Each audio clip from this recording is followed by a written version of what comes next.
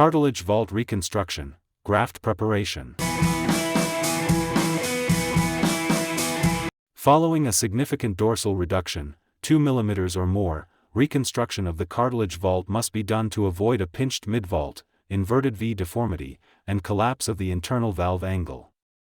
Preventing pinched upper lateral cartilages is a fundamental goal of hump reduction, and spreader grafts, spreader flaps, suture techniques, and/or a combined approach are the preferred means of middle vault reconstruction after hump reduction. Q. Spreader grafts or spreader flaps. A. As a general rule, do spreader flaps if possible and spreader grafts if necessary.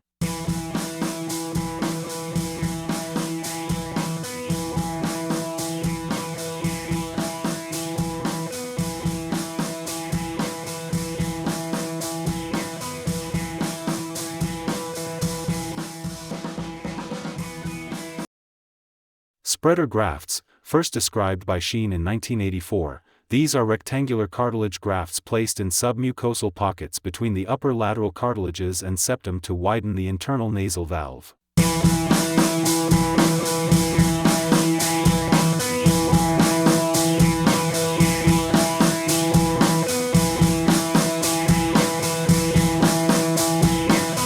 Preoperative indications for spreader grafts include the following.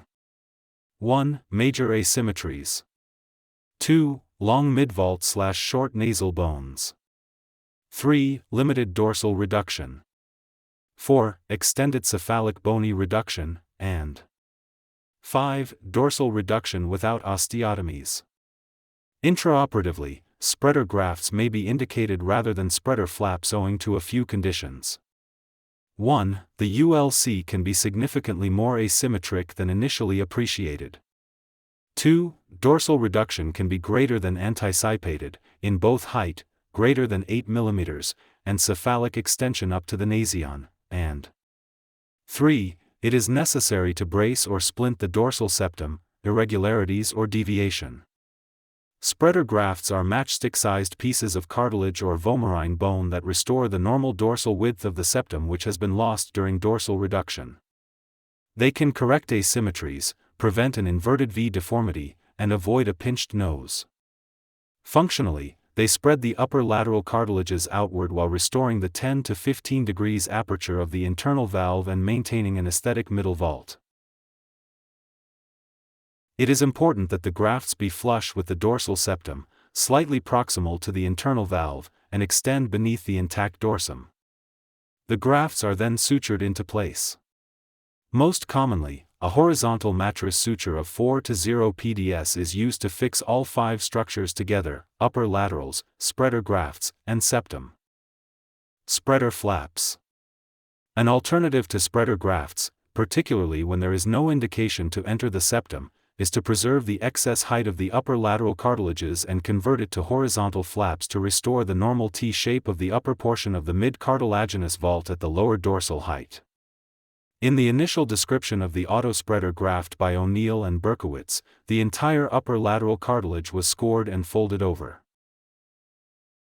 Spreader flaps or turnover flaps utilize the dorsal portion of the upper lateral cartilage that is normally resected and discarded with the hump reduction. Simply fold the ULC over and fix it to the septum. When the ULCs are quite rigid, one can incise the ULC along the fold prior to suturing. In severe asymmetries, a combination of spreader flaps and spreader grafts is often done. One of the advantages of spreader flaps is the ability to sew high up in the bony vault and completely close the open roof, especially when osteotomies are not done. I have never regretted doing spreader grafts, but I have considered some spreader flaps to have been a poor decision, especially when the persistence of dorsal asymmetries becomes visible a year or two later. If the dorsal hump is at least 2 mm above the ideal dorsal line, it is usually possible to create sufficient spreader flaps. In cases of high dorsal septal deviation, traditional spreader grafts are still preferred over autospreaders. Most study measuring outcomes of autospreaders combined with reduction rhinoplasty demonstrated statistically significant improvement in nasal airway function using this technique. If there is associated collapse of the bony sidewalls contributing to nasal valve collapse, traditional spreader grafts can be carved to extend beyond the keystone area to help provide stability more cephalically than autospreaders. In patients with weak cartilaginous side walls, a modification of the spreader graft technique can be used. The upper lateral cartilages are sutured to the top of the dorsal septum rather than to its sides. This minor change in cartilage placement improves side wall support in noses with weak upper lateral cartilage and functions much like an ULC flaring suture. Criteria for using spreader grafts and/or flaps in primary rhinoplasty. Existing nasal obstruction secondary to internal valve insufficiency. Inverted V deformity. Asymmetrical dorsal aesthetic lines. Correction of dorsal septal deviation. Dorsal reduction greater than 5 mm.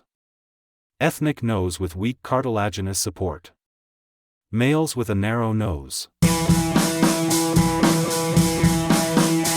Radix surgery.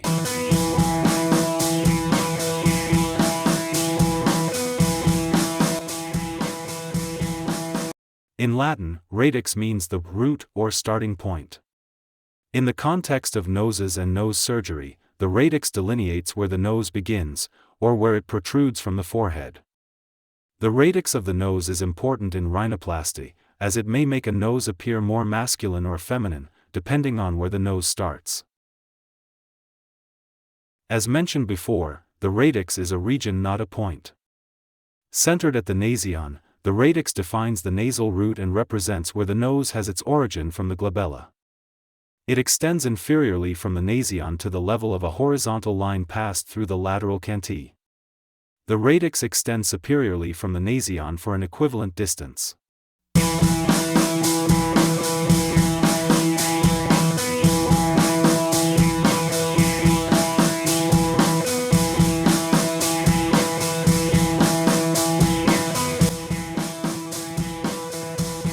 A normal radix is one in which the nose begins at approximately the same level as the eye pupil.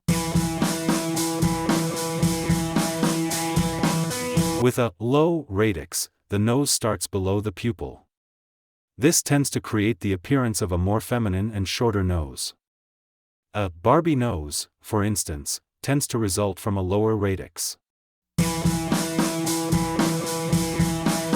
With a high radix, the nose starts above the pupil.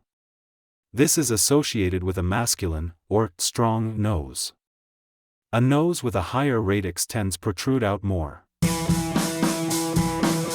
Evaluated, the radix is classified as overprojected, underprojected, or of appropriate height. In around 20% of cases, radix modification is necessary to best align the nasal profile.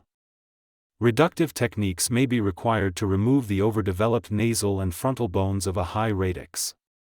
Conversely, augmentation of a low radix is achieved utilizing a number of available graft materials in a myriad of configurations.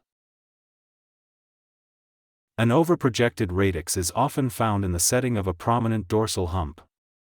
When a prominent dorsal hump is present, access to the radix is best achieved by first reducing the osteocartilaginous dorsum. Depending on the desired degree of reduction, the radix may be lowered with a rasp, osteotome, or drill burr. While minor reductions of the caudal portion of the radix may be achieved with a rasp, substantial reductions necessitate more aggressive techniques. A wedge resection of the nasofrontal bones is often effective in reducing the projection of the radix and deepening the nasofrontal angle. The ideal radix position is determined by making a straight and non-traumatic incision in the nasal bone, which requires fine wrist movement, using a radix saw in the vertical plane. The depth of the radix is adjusted by varying the bone incision depth with the radix saw, up to a maximum depth of 7 mm, i.e. the length of the saw. However, the borders of the medial canthus could be palpated and supported laterally. Thus, the upper limit of the bone to be removed was determined and cut.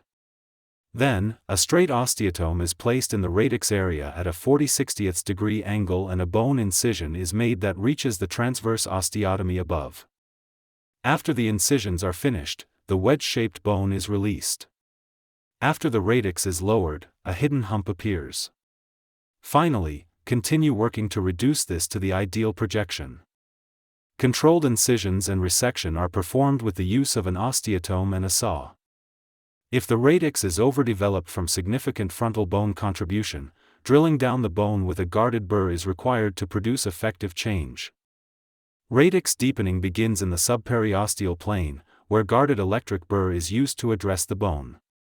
To avoid entering the frontal sinus, the movement of the burr tip should be limited in the lateral direction, i.e., from side to side. A deep radix may bestow the appearance of a pseudo-hump to an otherwise appropriate dorsal height. A deep radix may also accentuate an existing dorsal convexity. In these situations, dorsal reduction instead of or without the addition of radix augmentation will result in an over-resected nasal bridge and the stigmata of a surgical nose.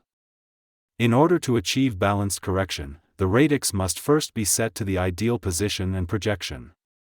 Once set, further reduction of the dorsum may or may not be required to align the nasal profile.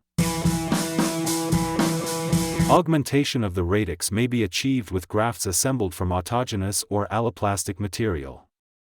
Septal cartilage is frequently used because of its durability, effectiveness, and availability within the surgical field. When septal cartilage is insufficient or unavailable, the surgeon may turn to other autografts such as auricular cartilage, costal cartilage, or native soft tissue. Graft visibility remains the most significant risk of using cartilage to augment the radix. The necessary degree of augmentation of the radix directly influences graft selection. Small, 1 mm deficiencies can be corrected with soft tissue grafts inserted within precise pockets beneath the periosteum of the radix. Greater degrees of augmentation may be achieved with cartilage or bone grafts. To avoid septal collapse, aggressive septal surgery should be avoided in a patient with a high radix. A number of rhinoplasty surgeons have developed techniques to lower the radix, but no procedures capable of thinning the skin envelope over the radix have yet been reported.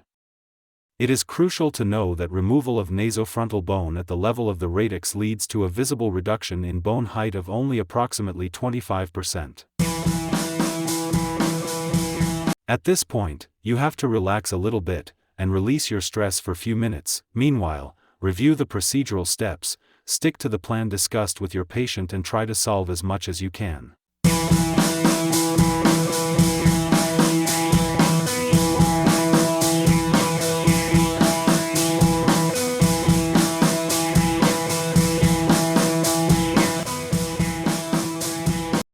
Tipplasty.